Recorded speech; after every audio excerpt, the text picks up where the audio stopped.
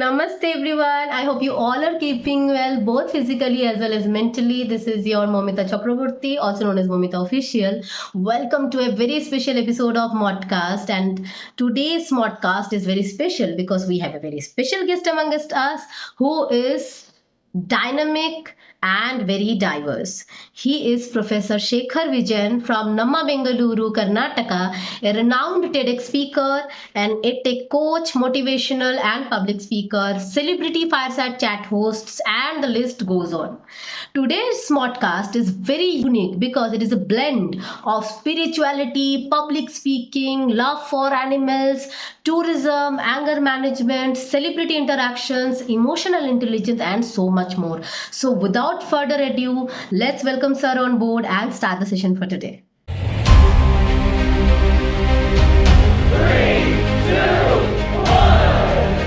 Good evening to you. Warm welcome to you, sir, on another episode of Modcast. Thank you. Thank you for joining me. And when I went through your profile, it was wonderful.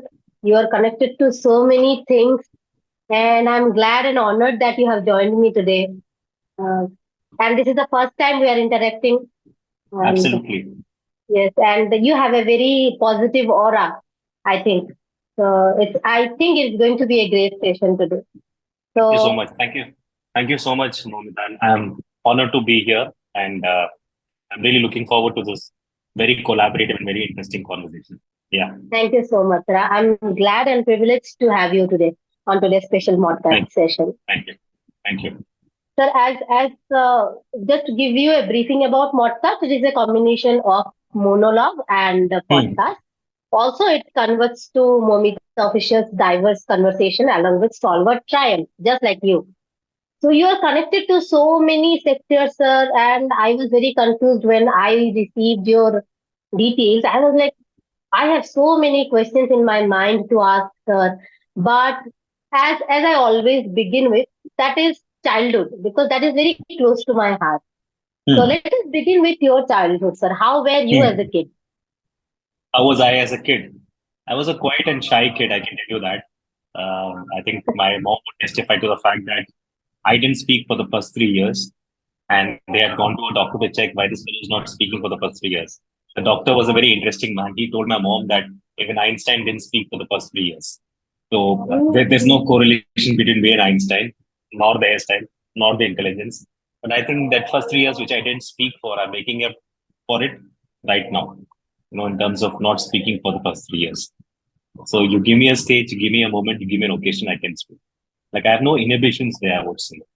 See, I believe the number one fear in the world, and I keep telling this to everybody who I coach, is not the fear of dying. It's the fear of talking in public. Because you're scared of how people will perceive you. You're scared of how people would judge you.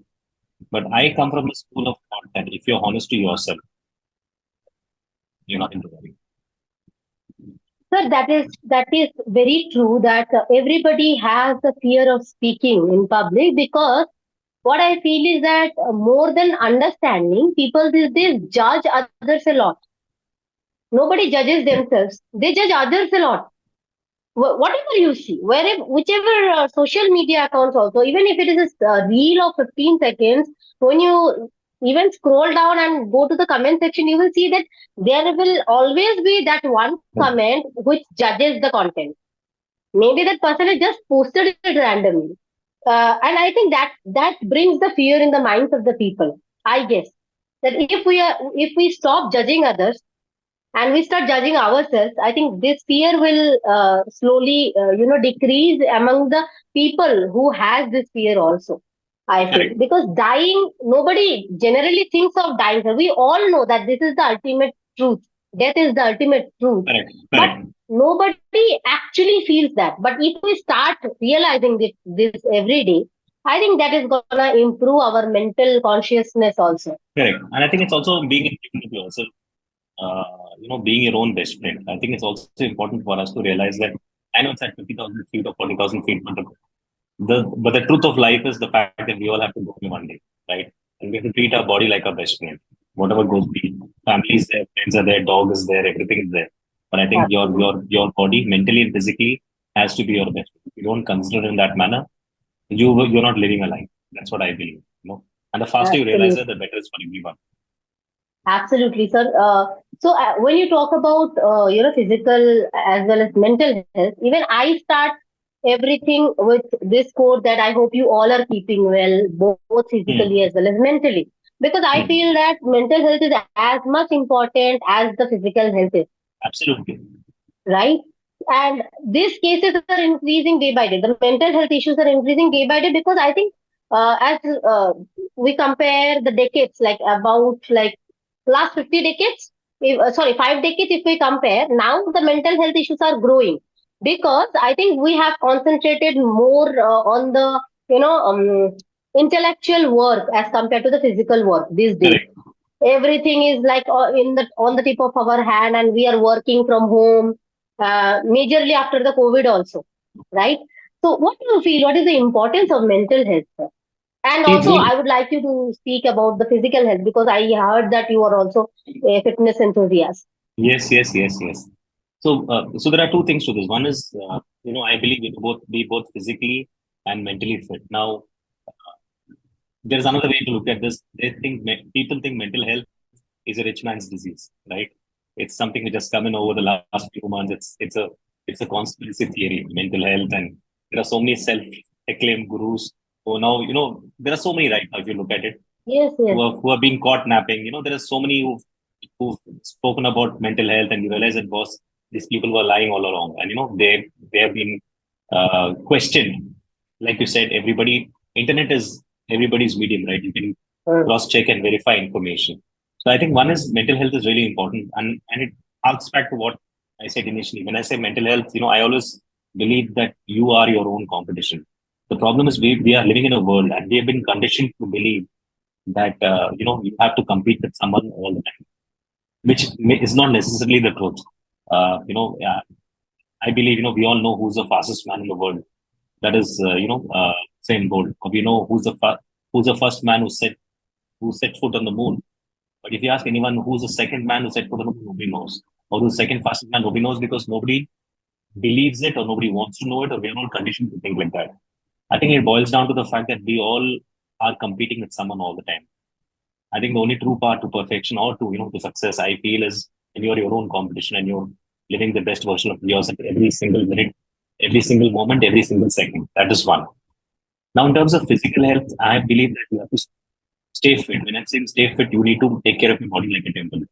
And I had lost around 60 kilos in a year, and I'd lost all this weight by going up and down the stairs.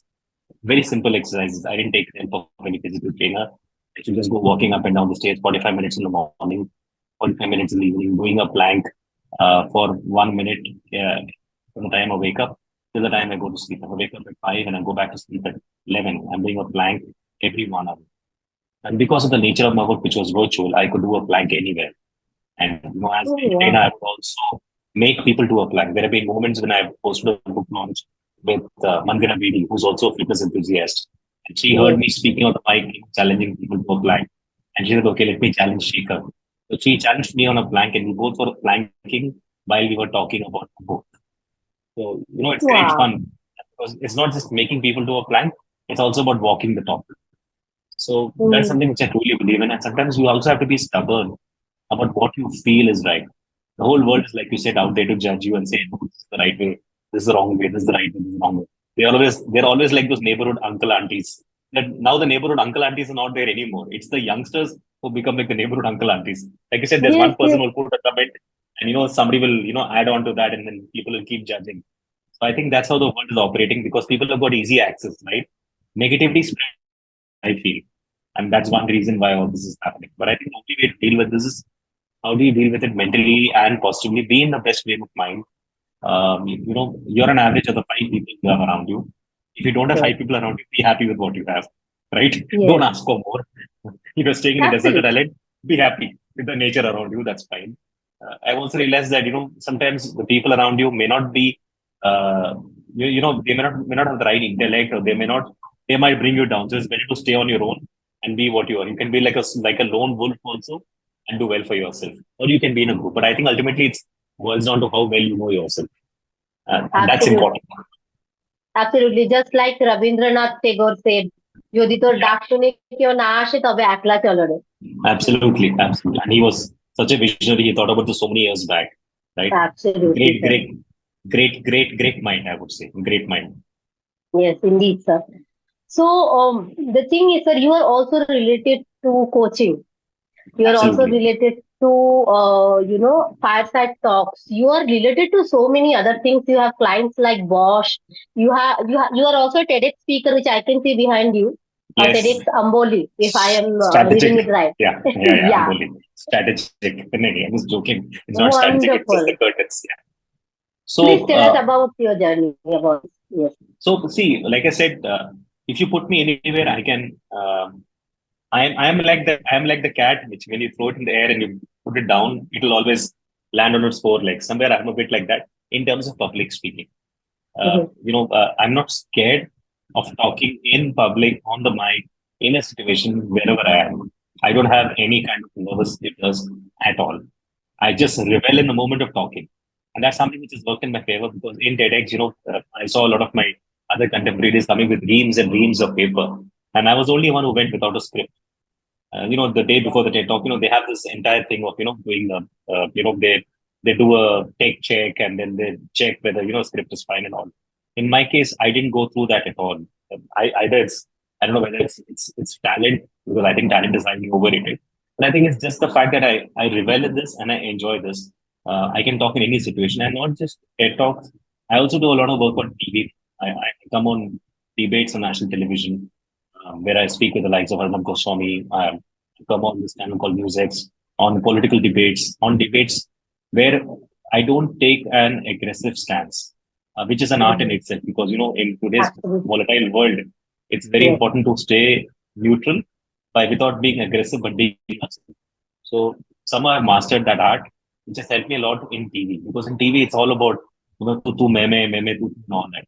So I stay away from that. Everybody wants I an aggressive, focus on sir. the point. Everybody wants an aggressive Everybody. kind of, view. That is the moment when we, whatever we are doing, we just suddenly see, oh my God, somebody is fighting on this debate show, and let us just focus on that. But why is that?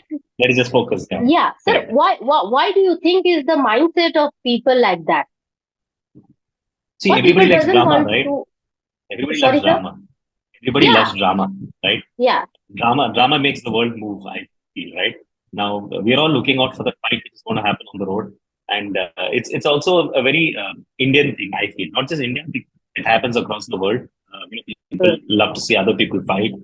They love to see the pyrotechnics in terms of fighting. It's not about the body blows. It's just about तू जानता है मेरा बाप कौन है तू जानता है मेरा बाप कौन है it all boils Yes, down to that. Ultimately they don't fight with each other. It's just a lot of showbazing. That's all there is to it. yes. But yeah, So, sir, a lot of TV channels do that. They have a yes. ticker for that also, I feel. Yes. So, sir, the thing is, people like me, for example, like we want to just share informative videos which inspires others without going into that drama kind of thing.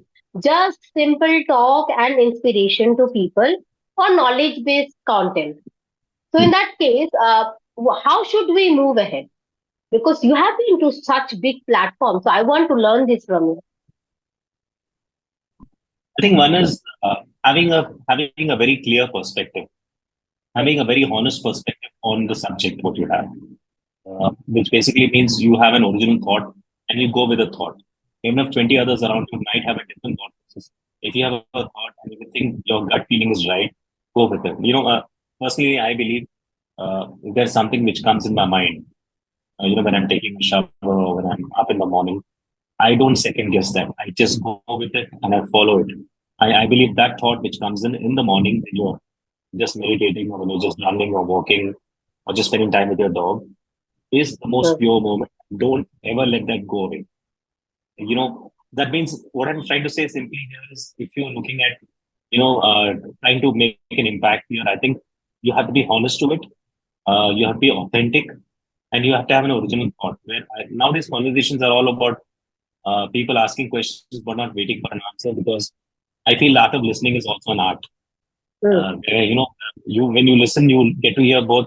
Uh, this is purely as a coach, I would say. When you listen, As a coach, my job is not to talk. As a coach, my job is to listen and ask the Uh, right questions and make sure I get the right answer, though you are giving me the right answer as a coach. And that mm, is the art of listening. It boils down just to that, where you resist all your urges, intervene or respond, and wait for the other person to speak. That I've not seen any podcast mastering it. I've seen everybody's trying to put their best version out there. They want to get the TRPs, they want to get the eyeballs, which is fine. But ultimately, in the long run, when you want to stand out, it's your quality which matters. It's the quality of the guests who come in. What they bring to the table also. What kind of conversation can you have with them? And ultimately, what is your thought? What do you feel? What is your perspective? Because I believe, we are all very unique as individuals. All of us are very different. And the reason why we are so different is because we all have unique purposes, unique perspectives. We all are brought up in a certain way. We all have traveled in a certain way. So that we are rich not because of money power, not because of the color of money. We're rich because of our experiences and our perspectives. And now I think we're all trying to cling on to that. Everybody's trying to cling on to experiences. Everybody's trying to cling on to perspective. And that is, really going to rule the world, I feel. How rich are you in terms of your experiences? How rich are you in terms of your perspectives? absolutely inspiring, sir.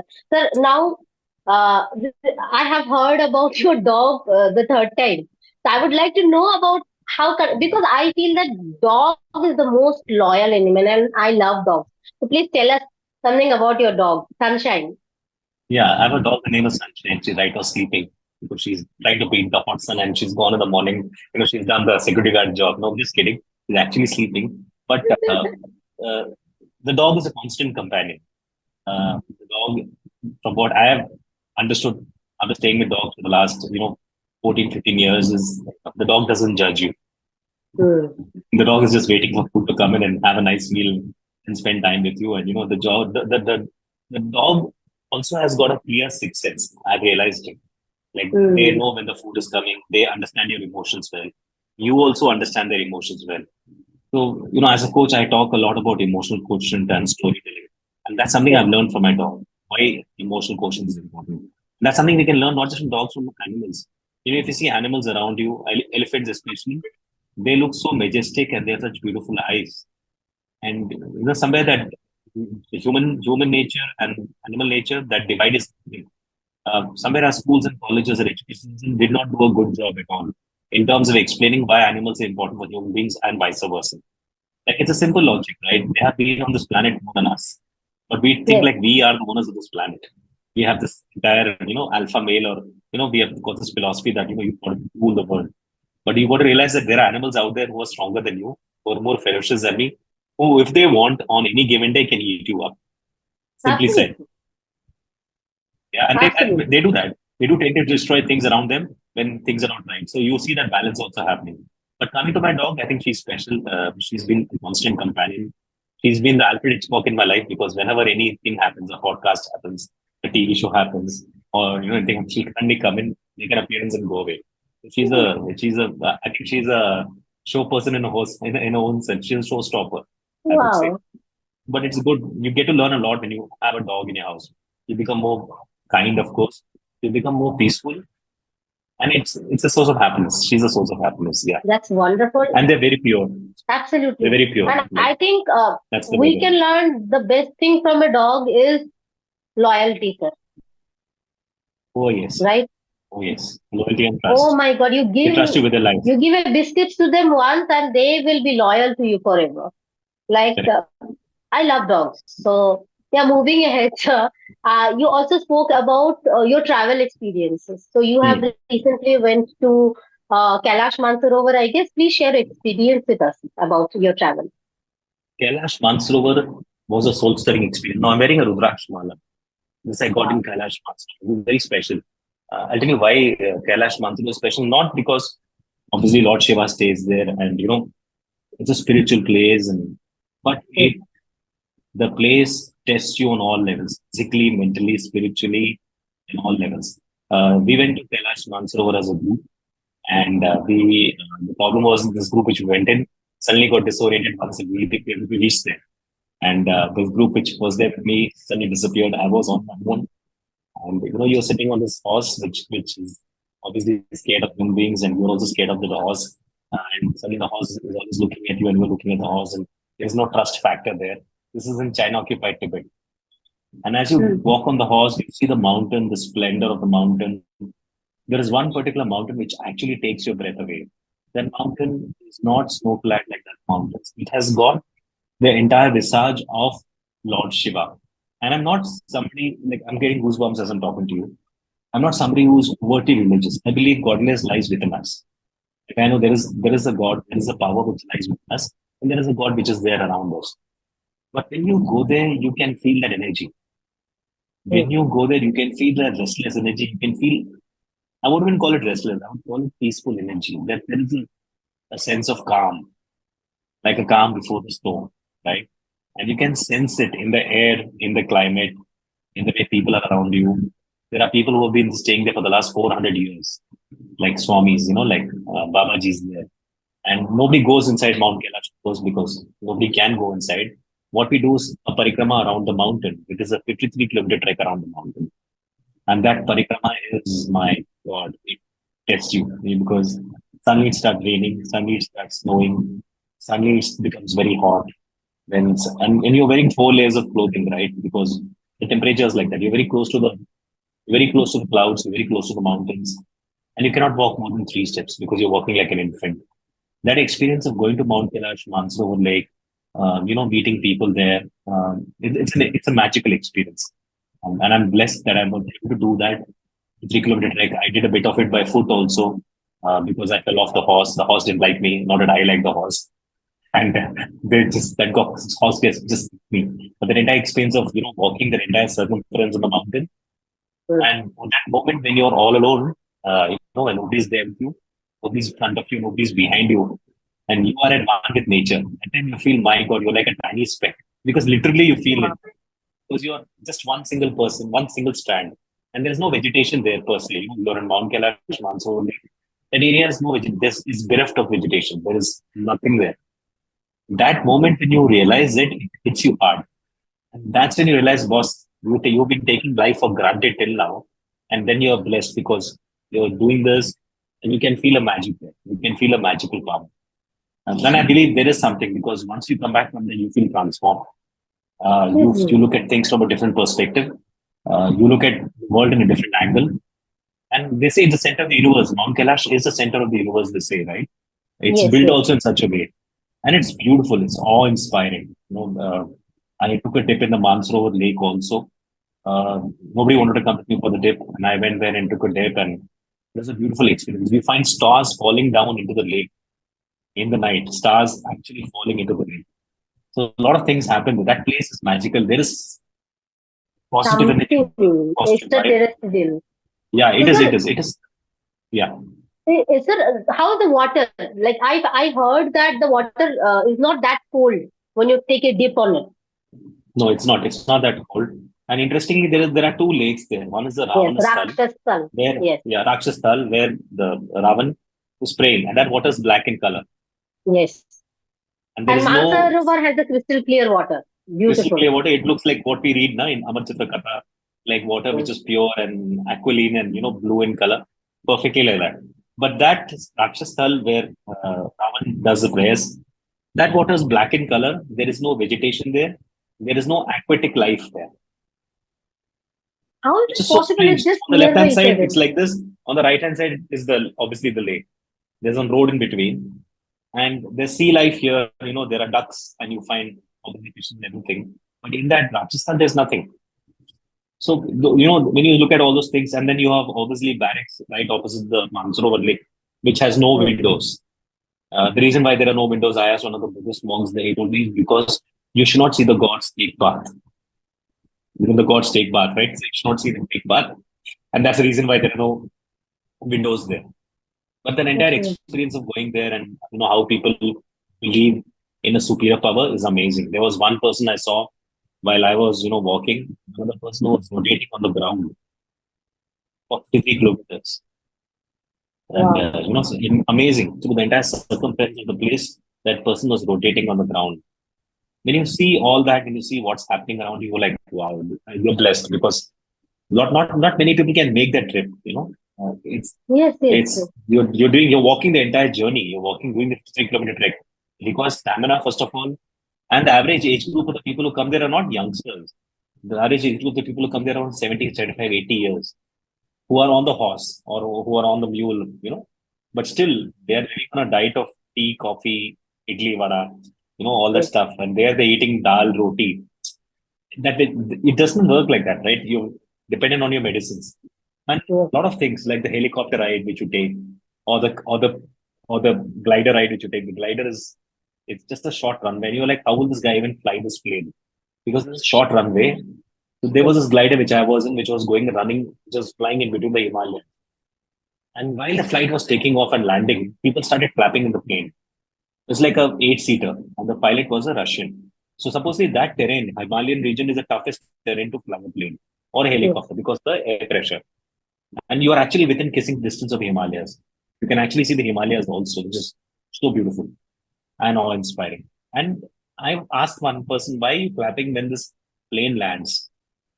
The plane is landing. They say, very rarely do planes land here. So the planes, there are so many accidents which happen that people clap that, okay, bach gaya types. So, all those things when you think of, you like, wow, this will come out in a book someday.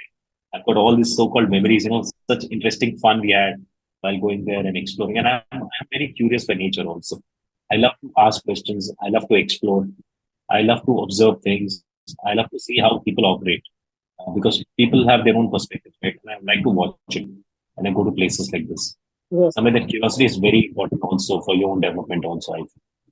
Right. So, sir, did you speak to local people there, and did you hear any stories which you would like to share with us, like something which is, mind grasping? Like there are a lot of stories which comes up that somebody knocks out of the tent when you are sleeping in the midnight. Did you have any such kind of experiences when you went there? So with me, this thing happened. We were on the second day. We went to this place called Dolama Pass. Dolama Pass is the highest point in Mount Kailash. And I'm saying the highest point, it's the highest point in terms of altitude, in terms of oxygen, and you cannot walk for more than 3 steps because there's no oxygen there. People usually take an oxygen mask and walk. And that's the time when I was hit by the mule and I got kicked out and I said, no, I'm going to walk this entire distance. And when everybody started walking in front of me, nobody was behind me. And that's when it hit me hard that I am all alone in this world. Your imagination, your nature, your imagination can also play tricks with you. And one of the Sherpas, localites there had told me, if ever you are alone and you're walking, if you see any kind of place to sit, don't go and sit there. Just keep walking. I was like, what rubbish is this? Why is he telling me things like this? And so I just started walking, and I saw one black rock, and there's no vegetation in places like this. It's completely barren and dry. Like you cannot see. It's not the kind of road where you can walk. You got to walk slowly and steady, and you will just walk normally. I sat there and I said, okay, let me just. And you're dead tired also. And I said, let me take a breather for like 10 seconds. 10 seconds become 20 seconds. 20 seconds become 30 seconds. And one of the Sherpas had told me, if you take a breather, count 20 to one. I don't know why he said that to me, but that struck my mind. I said, okay, let me count 20, 19, 18, 17, 16, 15, 14, 13, 12, 11, 10, 9, 8, 7, 6, 5, 4, 3, 2, 1. At one, I got a knock on my head. Somebody came here, and at one, I think I blanked out completely. I was not in my senses because I was obviously tired. I could only see darkness around me. Somebody hit me on my hand, gave me a glass of bottle of water. I remember pink water was there. I drank the water. Before I could say thank you to that person disappeared in thin air. I'm talking to you in Oh a my! mountain. I'm getting goosebumps right now. Yeah. Oh my! And you drink that water, suddenly you get a fresh lease of life. You feel happy. You feel it's like water's like nectar in a place like that, right? And they say that place is like heaven. They say this was the final place where the Pandavas went. That's a story, Well, right? yes, yes. Yudhishthirji went along and everybody went their own way. That final destination. And you can sense it there. Now, I started walking. There was a fresh sense of energy in me. I started walking. There was a butterfly which was there with me. I don't know Oh, from where this butterfly landed. Butterfly was there with me. I went down to the barracks. Everybody clapped because they thought I was dead. So you have these barracks where you stay over in the night, and I think by around 3 o'clock it becomes dark there. So by yes. 2 o'clock you got to stay back, and the next day you start early in the morning. Say 4 o'clock in the morning, the sun starts up there. So by around 2 o'clock, I reached there. Everybody started clapping, and I was dead tired. One of the Sherpas there took me aside and touched my legs. I said, "Why are you doing this?" He thought that I was saved by the Pandavas. Supposedly, the story goes that God will make sure nobody dies in Mount Kailash. There is a power which says that you will never die in Mount Kailash if you come with a clean heart, with a pure mind. So, Oh, supposedly, one of the Pandavas, they say, came, look out for people there, help them, and come out in some form. So, the butterfly was Pandava in some form, they say. And then, and it's up to you whether you want to believe it or not. It's up to how hard you think. But ultimately, what really matters is you come back safe and you can believe. I believe there is a power there. I believe there is something there which is very strong, very magical, very mystical also. Because you find people who are like 40 years older than you, who are walking like children there. They have no pain, no neck pain, no diabetes, nothing. They're jolly, they're enjoying their life. So there wow. is something about those mountains. The mountains also makes you grow your nails, your hair becomes longer. Yes. You feel very tired. You don't take bath for days together. And while coming back, one of the smart Indians there in this group, NRI Indian, picked up a fight with the localite there, saying, "Hum tumse acha khichdi banata hai." So when you're amongst the mountains, the mountainous people who are from the hilly regions, they swear by nature. They really for them prestige is a big deal. You don't pick up a fight with a localite first of all in a foreign country, which is one of the 101, I would say. And this person picked up a fight, and that person said, "मैं ये हिमालय की सौगंध खाती हूँ कि कोई यहाँ से जा नहीं पाएगा वापस India." So we were not able to go back to India. All of us were. It was like the Stockholm syndrome, where everybody's staying in one motel, and all the men were asked to sleep outside, all the women were asked to sleep inside along with the children. And we were like, "How do we go back home from here?" And this lady who was operating this motel was also the ATC there, the air traffic controller. She would look at the clouds and decide whether a helicopter will come or not. So it's all, it's like mafia type, but you don't fool around with them there, right? Somehow you have to be a little smart. Somehow one of those guys there, he went and apologized, to her. And I told him, right, I got to know that her son has got a connection with somebody in Bangalore here. So why don't you go and apologize? I tried to befriend him to find out. And I got to know that there's a connection. Her name was Karma. Oh, So wow. Karma is certainly not a bitch, but Karma really came calling that day for all of us. And yeah, and it was an experience because going back, when you're in a place like this, you also want to go back home, right? Yeah. You want to reach your home country as quickly as possible. So by the time we reached India, first thing I touched Mother Earth when I came down to India, Bangalore, I said Jai Mata Di. That's it. So that Wow. experience was wholesome, fun. It was adventurous, I Mesmerizing. would say. Mesmerizing. I don't know when Lord Shiva will call me, but this is in my bucket list and my dream to visit You should. You should. Mansarovar and Kailash. But I have very low BP. I have less hemoglobin. So when I went to Arunachal Pradesh last year, I fainted there only, but I don't My know God. how. So if Lord Shiva, blesses me, he will definitely take me there someday. But I feel that I'm blessed to even talk to you about Yeah, Kailash because you have been there, you had such beautiful experiences, it's beautiful. and It's beautiful. it has now Reliving those become my experiences. dream. Yeah. Yeah. Now I want to And go more. Like I want Lord Shiva to call me faster now. yeah. And it's So a beautiful, once you go there, you realize the magic of the place. Why people talk about it so much, why it's so special, and why it's so mystical, you realize once you go there only. Like it's an experience of a lifetime. And I'm fortunate and blessed that I managed to go there and come back in one piece. And like I yes, said, nobody has died. yes, It's such an yes, arduous journey. It's a 50 kilometer trek around the mountain.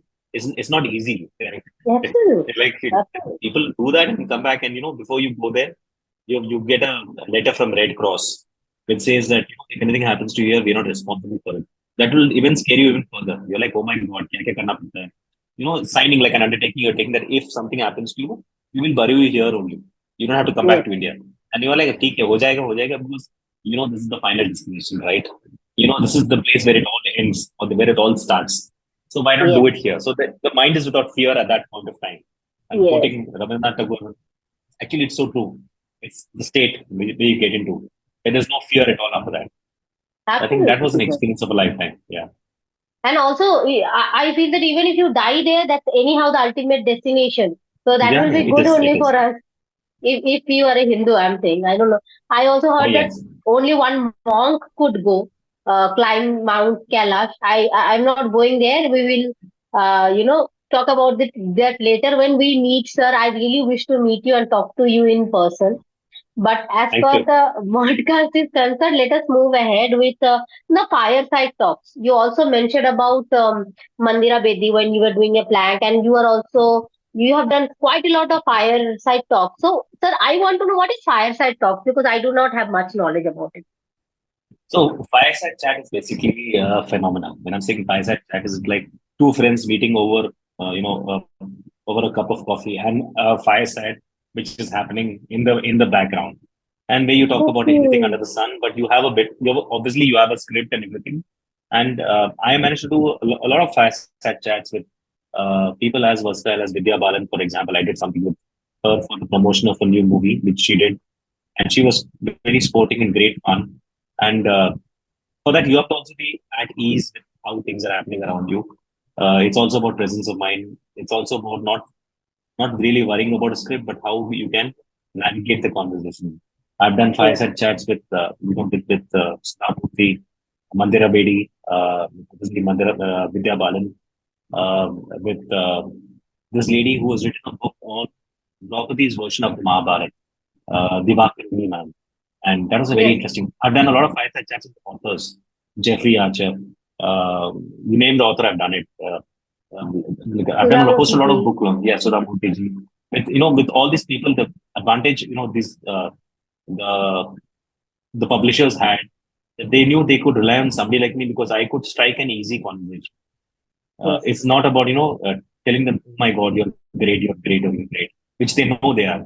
The point is, how do you have a normal conversation with such people like a Vidya Balan? You don't just talk about her movies or how wonderful she is in the movies, which she knows it, and they're going to hear it every time. But you talk about things which they don't expect, like what you like in Bangalore. Is it Bangalore or Bangalore for you, or is it Mumbai or Bangalore for you? And you cannot say Mumbai because you're in Bangalore. So you fool around with her, you make her sing a song, and she sings well because she sang songs, but you realize that she's not a great singer. She makes up for it with the presence of mind. So you realize that they're also moving on the go, right? Bandra Bedi, Vidya Balan, Sudha Murthy ma'am, so many of them. Like I've done some work with Milka Singh ji also, where I go to ask him some questions. Javagal Srinath, cricketers also. A lot of book launches, a lot of interesting books, a lot of interesting sessions, a lot of interesting fireside chats with tech gurus also, like this man called Apramaya Radhakrishna, who's the CEO of Koo app, which is India's version of the India's alternative. We did a fireside chat with him also. And I've, companies do contact me saying that will you come and do a fireside chat for us. I did something very recently with this man called Subarno Bose, Dr. Subarno Bose, who's the CEO of IHM Group. And he's a very, very kind man and he's got a golden figure also. And great conversation there, fireside chat. Maybe actually, obviously hotel, so they do it in a big way. And there was a proper fireside for that in a library and, there were special guests who were invited. So I think that was the real example of fireside chat. But I think the ultimate objective is, you should have fun. You should, it should not be like a coffee with current kind of episode where, everything is below the belt kind of thing. It's about people should feel comfortable also. And it's something which I also talk about in coaching. It's about creating a safe space for the Yes. interviewer and the interviewee where, the interview can trust you with whatever you ask them. And, Yes. the presence of mind to also take the conversation the way you want it to happen. So I think that's something I managed along the way. I think it's very good. I've seen the versatility of the guests you have, from General T.D. Bakshi ji to so many other people from Nigeria, Shekhar Vijayan, of course, and other people. I think all of them bring such a unique blend. It's like a potpourri of emotions here. It's like a big pot, and all these people who come with their own emotions, come with their own perspectives, come with their own stories. So I think what you're doing is you're not following a trend. You're creating your own trend, right? You're Right. doing something which is very different. And unlike other podcasts which we see, which is just film, here this is very different. You're talking about, you're talking to somebody like me about public speaking, about fireside chats, about Mount Kailash, which, and like I Yes. told you beginning of this podcast, there will be a lot of things which we will talk about in the space of half Yes, an hour to 45 minutes. So if yes. you ask your brother who's listening to us right now, and he will tell you, we Yes, covered sir. so many things actually. Absolutely. And I would love to learn more from you, sir, because I feel that every individual and and people like you are so like on different level only, but every individual, even a normal person, if you talk to, I can relate to, sir. I would tell you more than my group. I relate to children and people above 70 or 80 years. I Correct. don't know why. Because they're very They wise. speak to me like they I am their friend. I play like they will call me like we used to stay on rent in Guwahati. Like I, as I said, my I have a travel company in Guwahati. So before COVID, we used to stay in a rented house there. So there was one grandfather figure, like who's the owner of that house. He was 86 then. So I used to call him Bordevata. So Bordevata was like every time, every day when I used to come back from the office, he would like, come here, sit with me, I want to talk to you. He would share his life stories and how he dealt. He was an officer, accounts officer in some, like what do I call it? I don't remember that well. But in the government concern, he was an accounts officer, and he passed out from Cotton University, which was very well known Hmm. those days. Yeah. Hmm. So he used to share all his stories from his life, how he got married and how he spent all his life, and he was like, yeah, see, you are going to go a long way because you started very early. And whenever somebody gives me some food, I never complain about it, even if there is no salt in the food. He taught Hmm. me all those things. Hmm. Whenever you get something in front of you, even if it is a plate of Hmm. just rice, have it. The person who cooked it, if there is less salt in it also, when they taste it, they will understand. Never complain about anything in Correct. life. Just And that, what I is think that served, comes just with age. That's wisdom, yes. right? Yes, Yeah. so I learned from them the reality of life, and today I have learned so much from you. And I have so many questions coming up in my mind. I do not know where it will lead me to, but yeah, I'm not doing it for anybody else, but I am doing it for myself, sir. I'll be very selfish now Yeah. because the thing is, I believe that the more knowledge I gain, no, I will be able to satisfy my soul as well as my brain. And in future, when I become old, I'll be able to recall all these things, and I can die in peace. That's the most Absolutely. I important think, thing. yeah, I think those conversations are really important. It's about rebelling in the moment, like I say, right? Live for the moment, plan for tomorrow, party tonight. That's what Dennis the Menace said. I remember that very Yes, well. Yeah. absolutely. Sir, moving ahead, Hmm. you have shared your experiences about Mount Kailash and also about the fireside chats. So you have spoken about two sectors, which is tourism as well as professional podcast. You are also into anger management, like you also help Yeah. people into anger management.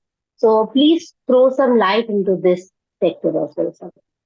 So as a coach, I work a lot with young learners. When I'm saying young learners, I don't know what you call this today's generation. It's an alpha generation. It's a male generation. Is it Gen Z or Boomer? I have no idea. It's a generation which I know. But what I've realized is when I talk to them, very talented, of course, very smart.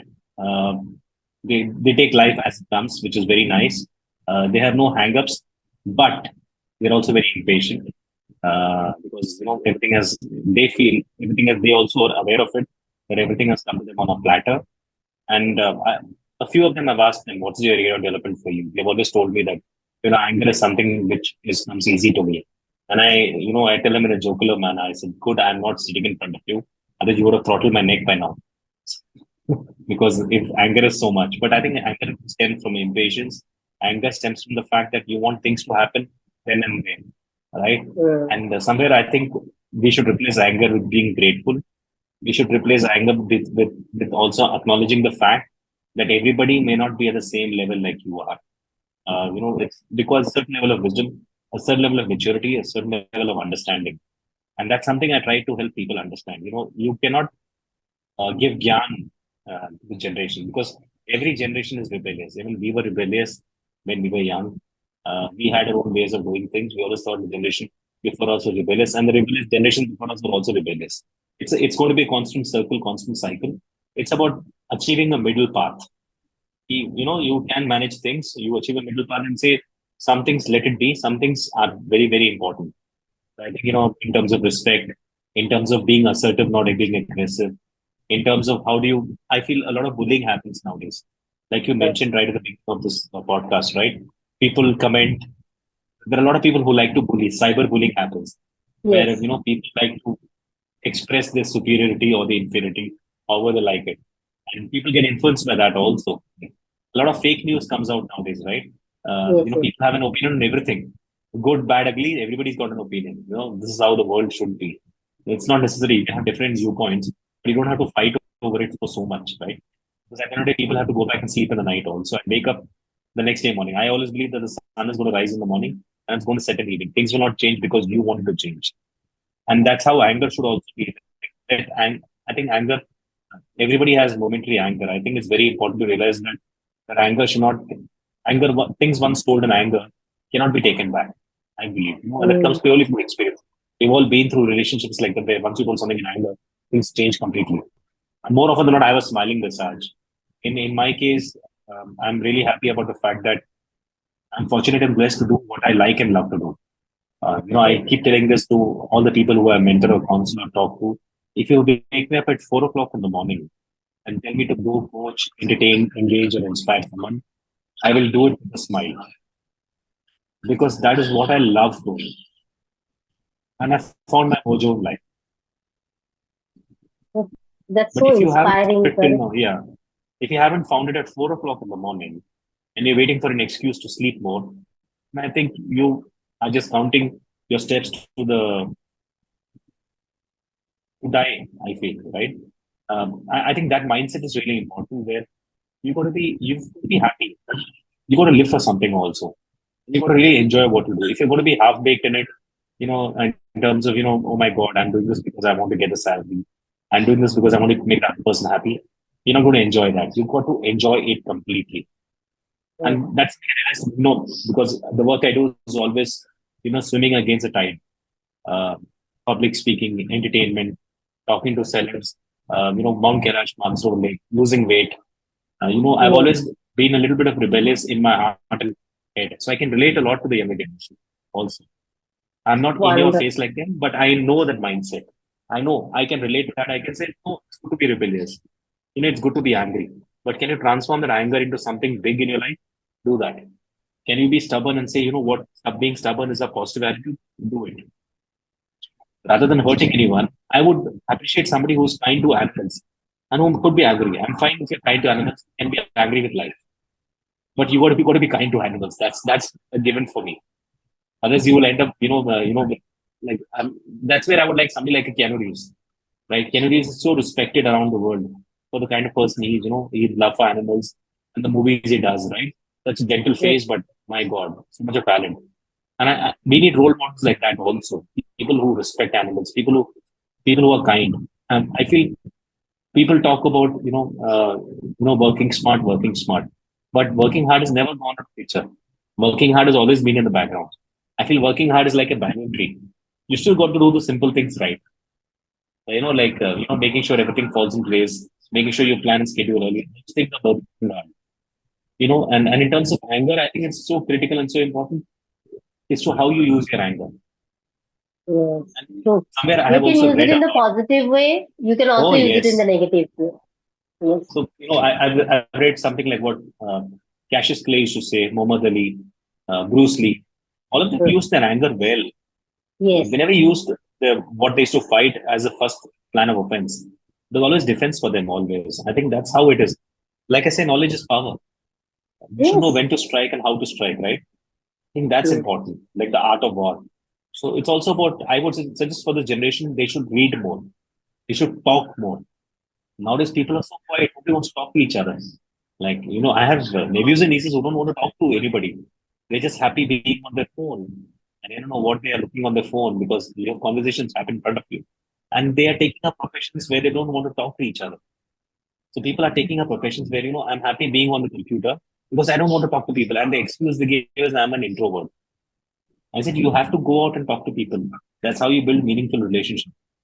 How much we Absolutely. like talking in a virtual scenario, it's always there's more energy in talking to a person face to face, Yes. right? Absolutely. So Absolutely. most, I think that's something people need to understand, and that's something which we can always tell them to do, but it has to come from within, because Hmm. ultimately you're losing out on life in other ways.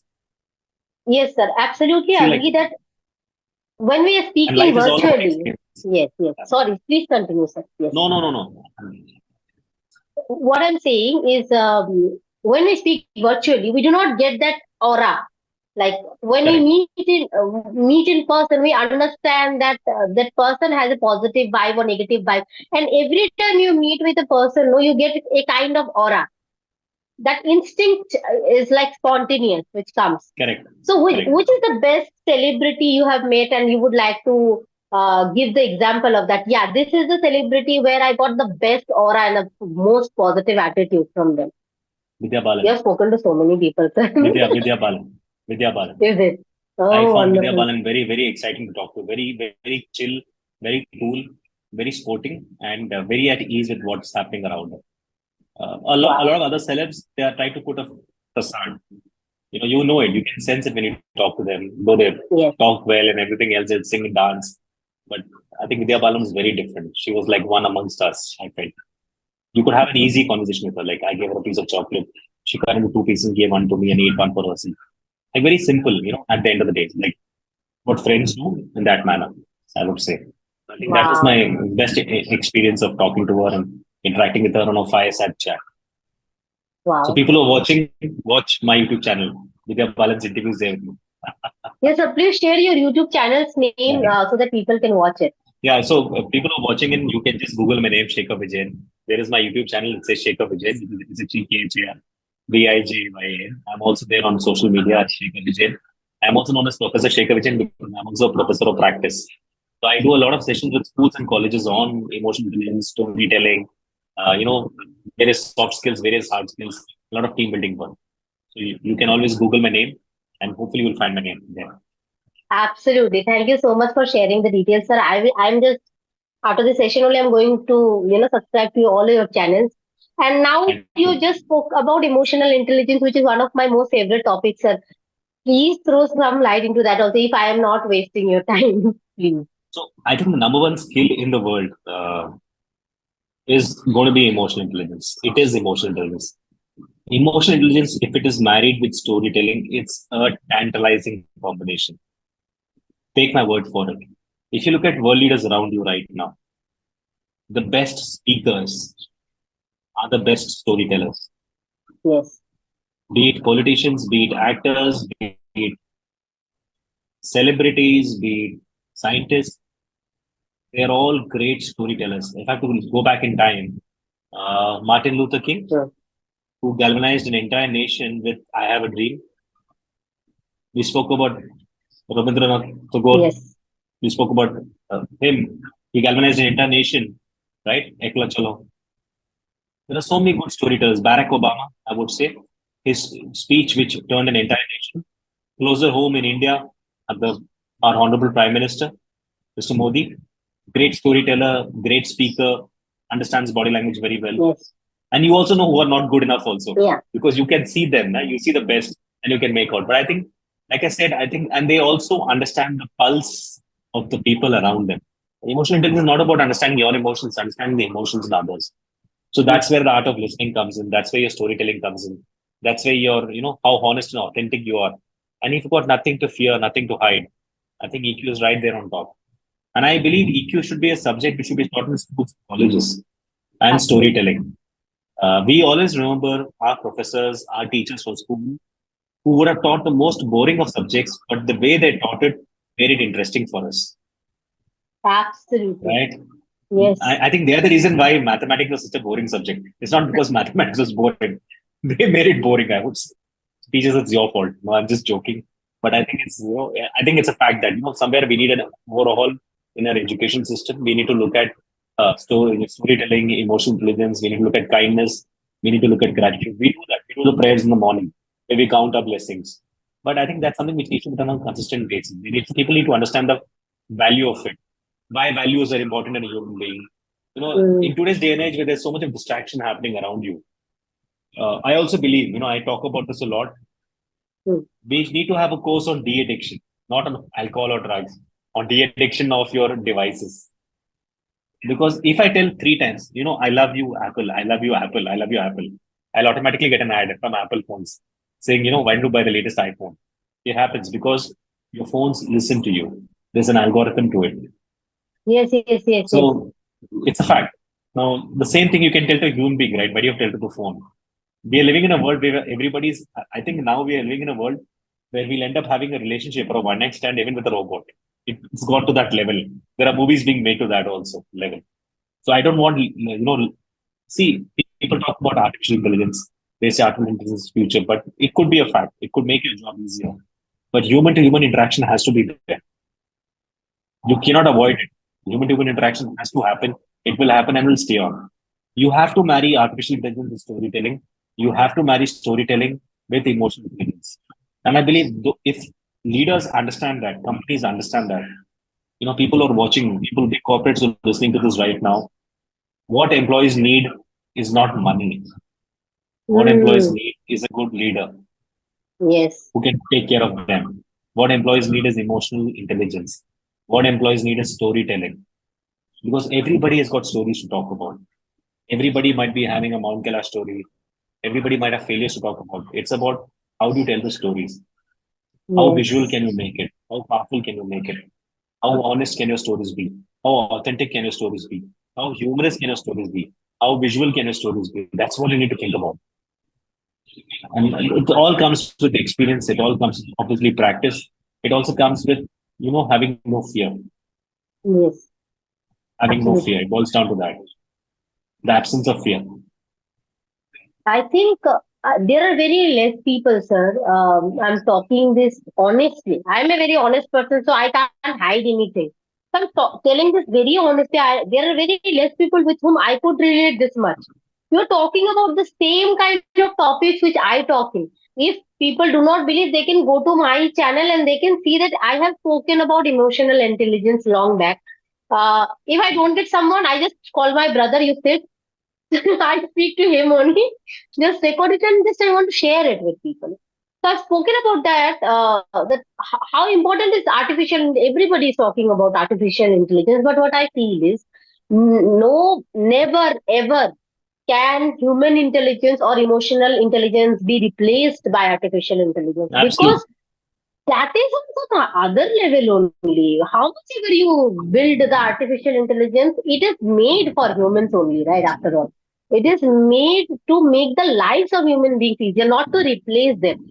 I do not know. There are a lot of talks in the town and around us everywhere that artificial intelligence is going, robots are going to, replace humans. But what I feel is that that is never possible, That because will what never a happen. human mind and brain can think, that can never be thought by Not a replace robot. it. Yeah. Yes. So, sir, moving ahead, the thing is, there are a lot of other things also which I want to ask, but uh, we are already, as it is a short podcast session, so I want to share, ask you, what is the message you would like to share with the viewers for today after Yeah, it talking to is. me? Uh, after talking to you, I think there is one quote which comes to my mind. The magic you're looking for is in the work you're avoiding. So if this modcast should make you think about the work you're avoiding, then this modcast is a success. If you get up and decide that this is what I want to do in life, then this modcast is a success. Then we are a success. That's what I believe. I believe this modcast allows people to express their opinions freely, to talk about Wow. what they feel. It creates a safe space. Thank you so much. Again, I'm quoting coaching because in coaching we have the safe space where we talk and we create the trust. We create that environment where people can open up and express what they feel. I think this podcast allows people to express their without any inhibitions. That's the best part about this podcast. And if it results in action where people want to do something, people want to get up and make that difference. I think that's what this podcast is about. It is initiating change, and change is Wow. the best form of action. Thank you so much for your kind words, sir. I'm really honored. I'm really Thank glad, you. sir. Thank you. Thank you. And Thank you. I, Thank you so much. before ending, before ending the session, I would like to describe yourself in just 3 words. Choose 3 words, particularly for you, I yourself. think passionate. I'm very passionate about what I do. I'm very curious and Wow. I'm very enthusiastic. Yeah, I'm Wow. sure. My dog would Wonderful. agree. Even my dog will agree. My mom would also agree, I'm sure. I agreed, sir. I already agreed. You are passionate, you are confident, Yeah. you're kind also, sir. I would like to add that you are very kind and generous also. Thank Thank you you. so Thank much. you. Thank I you. had one of the best sessions till today, and I hope that you will join me again in the near future where we can, We will. converse in person or else virtually also as per your convenience. Thank you so much for joining us. Thank I you. wish you a very good night, sir. Jai Hind. Thank you. Thank you. This is a lovely podcast. I loved it. And this is my message to everybody out there. Please go ahead and like, share, and subscribe, and share it with all your friends. This podcast doesn't have any agenda. It's not Yes, political. It's not below the belt. It's fun. It's inspirational. It's relevant. We have talked about all the topics under the sun. If you don't believe me, watch the podcast and it will tell you. We spoke about things from spirituality to Mount Kailash to aspiration to emotional planes whittling. You will not get that in any other podcast. In other podcasts, thank you. all they talk about is movies. They talk about health. They talk about what you should eat, what you should not eat, movie promotions. They talk about certain questions where the podcaster or the podcaster is interrupting the listener, is interrupting the person speaking, and people just buy that. Whereas mediocrity sells. What this podcast has is got something very different, very unique to offer. And you should watch this very interesting episode of Professor Shekhar Vijayan and the wonderful lady here, who's right here, Mr. Prabhu. Thank you so much. So much. Thank you so much, sir. I'm honored that you love. I hope you enjoyed the session as much as I did, Absolutely. sir. Yes, Absolutely. I had a wonderful time. And my eyes are on your background, the lovely flowers and the lovely backdrop you have. Very nice. I'm thank really you. inspired by Netaji Subhash Chandra Bose. He was a man with a vision. He also shares his Yes. birthday with my mom. I keep making fun of my Oh, mom. My mom is 23rd born on January. 23rd of Jan. Yes. The two interesting people Wow. are born on that day. Netaji Subhash Chandra Bose, of course. Bal Thackeray also. And my Yes. mom. And I keep telling. So Wow. very, very interesting people, right? One is a Yes. cartoonist who became a politician and very successful politician. One was a man who really thought about India in the past. Like he was way ahead of Absolutely. his times, and I think very exceptional person. I think Netaji Subhadra Bose, the annals of history don't talk about it much, but I think now we're getting to know so much about him. So this is the message to all the viewers. Please uh, read as much as you can, observe as much as you can. What you see around you may not necessarily be the truth. That's why human beings have got intelligence. Use your Yes. head, use your brains, talk to people around you, discuss, debate, and try to understand why India is so special. Because Yes. I tell everybody this. I've traveled around the world, for work and for shows. India is exceptional. I'm not saying because I'm Exception. a proud Hindu or a proud Indian. I'm not jingoistic, but I believe India is a special place. You won't get this kind of you won't get India anywhere else in the world. People are across the world not as hospitable as Indians. Indians have a special quality. We're all passionate people. Uh, there is something special about India, which one cannot describe in words. Be it in the people, be it in the customs, be it in the religion, be it in the food, be it in the place, summer, winter, everything is extreme. That's what makes Yes. India so special. So Yes. yes, ending with Jai Hind, and please people go and vote. Very important, and Yeah. please Elections are also watch coming. this Yes. podcast. Yeah, and please vote for Yes. me. I'm just have fun. Thank Thank you you. so much, sir. Jai Hind. Thank you. Thank you, sir. Thank you.